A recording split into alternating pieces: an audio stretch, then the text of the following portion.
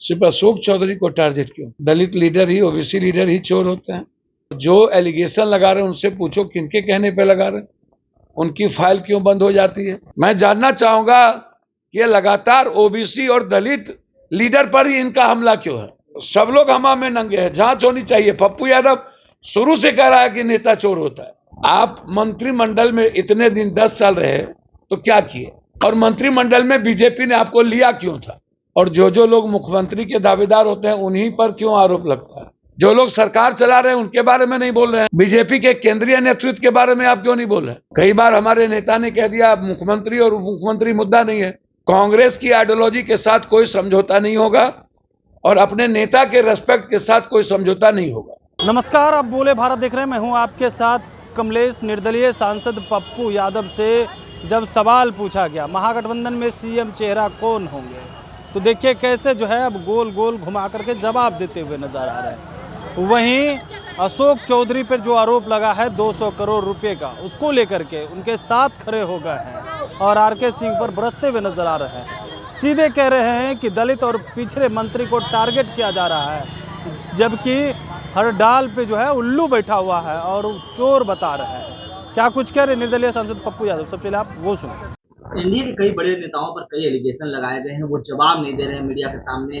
मंत्री अशोक चौधरी पर भी कई 200 करोड़ संपत्ति बनाने की। नेता हमाम में सब नंगे, हर डाल पर उल्लू बैठा, एक नहीं। सिर्फ अशोक चौधरी को टारगेट क्यों? क्या सिर्फ दलित लीडर ही, ओबीसी लीडर ही चोर होते हैं और कोई नहीं है चोर? चोर तो सब है, हम तो सब दिन कहे हैं। और जो एलिगेशन लगा रहे हैं उनसे पूछो किनके कहने पे लगा रहे हैं, उनकी फाइल क्यों बंद हो जाती है, उनको पैसा कहां से आता है? क्या वो टकसाल थे? करोड़ों अरबों रुपया जो वो दे रहे हैं सोशल मीडिया को, अखबार को, कहां से दे रहे हैं? और जो लोग मुख्यमंत्री के दावेदार होते हैं उन्हीं पर क्यों आरोप लगता है? और जो लोग जदयू में हैं, टारगेट किसके द्वारा किया जा रहा है? कौन है इसके पीछे? कौन दे रहा है? कोई ना कोई तो दे रहा है। जो इनके विभाग के पदाधिकारी है उनके बारे में ये क्यों नहीं बोल रहे हैं? मंत्री के बारे में बोल रहे हैं, विभाग के सेक्रेटरी के बारे में नहीं बोल रहे हैं, और लोगों के बारे में नहीं बोल रहे हैं। जो लोग सरकार चला रहे हैं उनके बारे में नहीं बोल रहे हैं। बीजेपी के केंद्रीय नेतृत्व के बारे में आप क्यों नहीं बोल रहे? मैं जानना चाहूंगा कि ये लगातार ओबीसी और दलित लीडर पर ही इनका हमला क्यों है। मैं पूछना चाहूंगा भाई से, मंगल पांडे जी को आपने एक बार बोल दिया, बात खत्म। बिल्कुल सब लोग हमा में नंगे हैं, जांच होनी चाहिए। पप्पू यादव शुरू से कह रहा है कि नेता चोर होता है, नेता लुटेरा होता है, तो कोई एक नहीं ना, सब ना। जो बोल रहे हैं उनको भी बताना चाहिए, शुभ बाजे बाजे चलियो बाजे, कि पैसा कहां से आ रहा है, इतना आप लुटा कहां से रहे हैं, कौन दे रहा है, क्यों दे रहा है? जवाब नहीं दे रहे हैं मीडिया के सामने, बताना चाहिए ना कहां से 200 करोड़ संपत्ति बनाया जाए। भैया मैं तो कह रहा हूं कि जो लोग बनाए, जो लोग किए, वो देंगे जवाब, या तो उन पर केस कीजिए। लेकिन कोई एक या दो आदमी नहीं ना है भाई। उनके विभाग के पदाधिकारी के बारे में आप क्यों नहीं बोल रहे हैं? और जो यहां सेक्रेटरी लूटे हैं उनके बारे में क्यों नहीं बोल रहे हैं? क्यों मौन है? हम तो सबके बारे में बोल रहे हैं। बीजेपी के पूर्व मंत्री, केंद्रीय मंत्री आरके सिंह ने सम्राट चौधरी, दिलीप जायसवाल से लेकर के और भगवान सिंह कुशवाहा जो क्षेत्र क्या कह रहे हैं चुनाव हरा देंगे, उन लोगों को जवाब देना चाहिए। भैया देखिए, अपने मियां मिट्ठू, सबके पास अकूट पैसा है और सब लोग नंगे हैं। और जो लोग बोल रहे हैं ना, उन लोगों को भी जवाब देना चाहिए कि आप मंत्रिमंडल में इतने दिन 10 साल रहे तो क्या किए, और मंत्रिमंडल में बीजेपी ने आपको लिया क्यों था? क्या बार्गेनिंग किए थे, या होम सेक्रेटरी के वक्त आपके पास बीजेपी का कोई काला चिट्ठा था जिससे आपने उनको डराया ताकि बीजेपी ने आपको मंत्रिमंडल में ले लिया?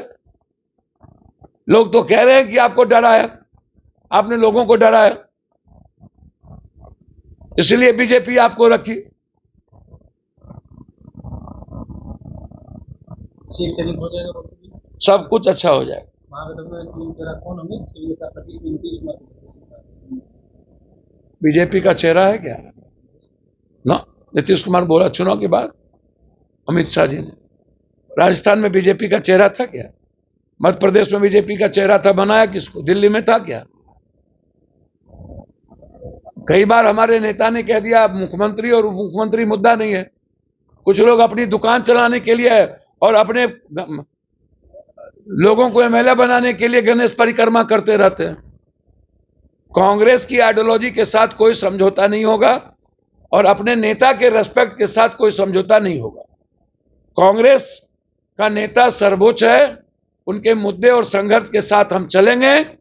जो लोग हमारे नेता और प्रभारी और प्रदेश अध्यक्ष से इफर है, उनकी इंडिविजुअल बातें हो सकती है और उनकी बोलने से कांग्रेस के सेहत पर कोई असर नहीं पड़ेगा। कल सीडब्ल्यूसी की मीटिंग होने जा रही है, यह एक बड़ा संदेश है उस देश के कमजोर प्रधानमंत्री जी के लिए कि गणतंत्र की भूमि जहां से देश की आजादी का सपना देखे थे, फिर एक कमजोर प्रधानमंत्री से इस देश की मुक्ति का सपना देखने का जो एक हमारे राष्ट्रीय अध्यक्ष खड़गे जी, एलओपी राहुल गांधी जी और हमारे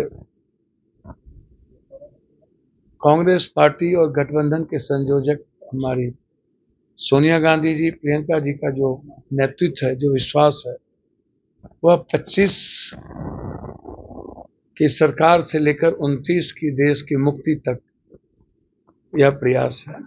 यह सदाकत आश्रम में एक ऐतिहासिक सीडब्ल्यूसी की बैठक, यह संदेश है हर वर्कर को, हर कांग्रेस जन को, कि कांग्रेस अपने वर्कर और पार्टी के साथ कोई समझौता नहीं कर सकती किसी भी परिस्थिति में। उसके बाद प्रियंका गांधी जी का पूरा उस धरती से जहां से बुद्ध ने, जहां से गांधी ने एक संदेश दिया था, वाल्मीकि की वो धरती जिसे नमन करने आए। जो बिहार का पलायन है, बिहार की गरीबी है, बिहार के अधिकारों पर जो हमला है, जिसको लेकर हमारे नेता राहुल गांधी लगातार संघर्षरत है, मुद्दों को लेकर लड़ाई लड़ रहे हैं, वहां से देश की एक उम्मीद, एक सपना, एक विश्वास जो प्रियंका गांधी में आम लोगों ने देखा है, वह देश को संदेश देंगी और वहीं से इस देश की मुक्ति के लिए, इस देश के निरंकुश सरकार को खात्मा के लिए एक आवाज देंगी। क्या लगता है सत्ता परिवर्तन होगा जिस तरह से लगातार कांग्रेस लगातार संदेश दे रही है कि हम सब लोग मजबूत गठबंधन के साथ बढ़ेंगे और एनडीए गठबंधन जो 16 सालों में बिहार के साथ नाइंसाफी किया है, हमारे बीपीएससी बच्चों के साथ, नेट्स के बच्चों के साथ, हमारी ममता आशा आंगनबाड़ी के साथ, हमारे किसानों के साथ, हमारे 73% बाढ़ में रहने वाले लोगों के साथ और 4 करोड़ लगभग पलायन किए हुए लोगों के साथ जो नाइंसाफी हुई, जो केंद्र की 11 साल की सरकार ने जो हमारे बिहार को ठगा है, जीएसटी लगा दिया गया 5% मखान पे, 18% तिलकुट पे, और गुजरात में कोई जीएसटी नहीं। तो ये सौतेलेपन का व्यवहार। तो इसीलिए हर परिस्थिति में इंडिया गठबंधन, हम सब लोग जनता के बदौलत जीतेंगे। इसके लिए लगातार हमारे नेता राहुल गांधी, प्रियंका गांधी बिहार को मजबूत करेंगे। बैठक में शामिल होंगे? सीडब्ल्यूसी की बैठक में मैं नहीं हूं।